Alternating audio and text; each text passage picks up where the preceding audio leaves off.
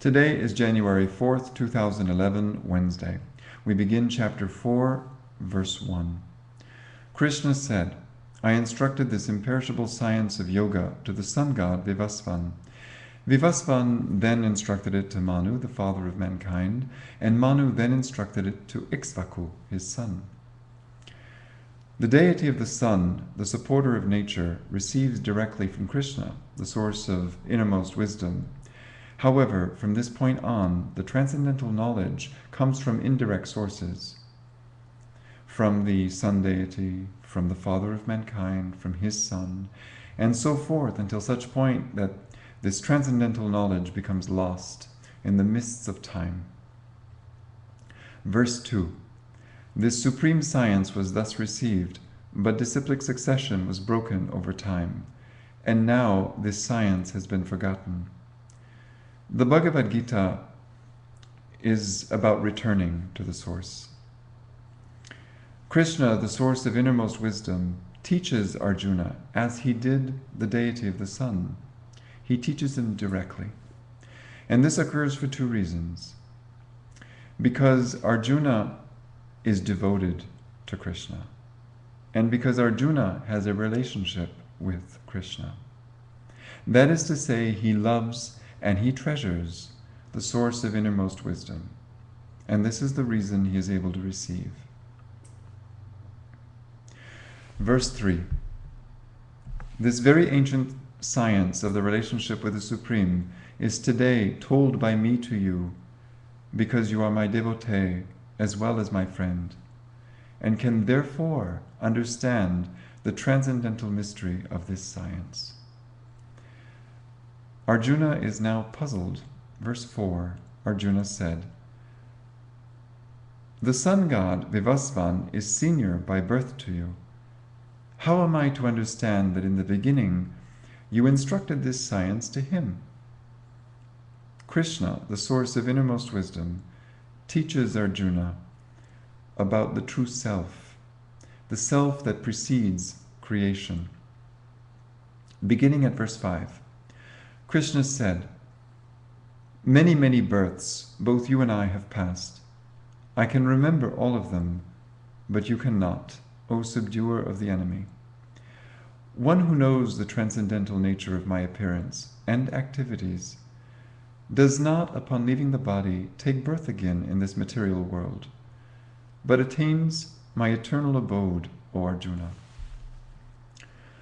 Krsna continues to speak to Arjuna about Karma Yoga, the sacrifice of devotion from which comes transcendental knowledge, the remover of all doubts. Beginning at verse 13. I am the non-doer, being unchangeable. There is no work that affects me, nor do I aspire to the fruits of action. One who understands this truth about me also does not become entangled in the fruit of reactions of work. All liberated souls in ancient times acted with this understanding of my transcendental nature. Therefore, you should perform your duty following in their footsteps. One who sees inaction in action and action in inaction is intelligent among men. And he is in the transcendental position, although engaged in all sorts of activities. One is in full knowledge, whose every endeavor is devoid of desire for sense gratification. The reactions of work of such a one are burned in the fire of perfect knowledge. Abandoning all attachment to the results of his activities, ever satisfied and independent, he performs no fruitive action, although engaged in all kinds of undertakings.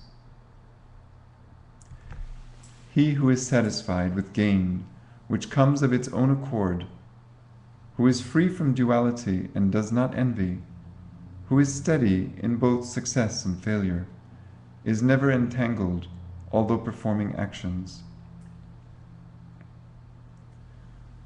The work of a man who is unattached to the modes of material nature and who is fully situated in transcendental knowledge merges entirely into transcendence. All sacrifices of work culminate in transcendental knowledge.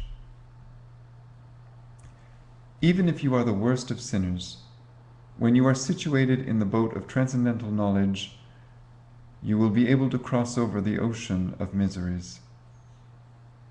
As a blazing fire turns firewood to ashes, O Arjuna, so does the fire of knowledge burn to ashes all reactions to material activities.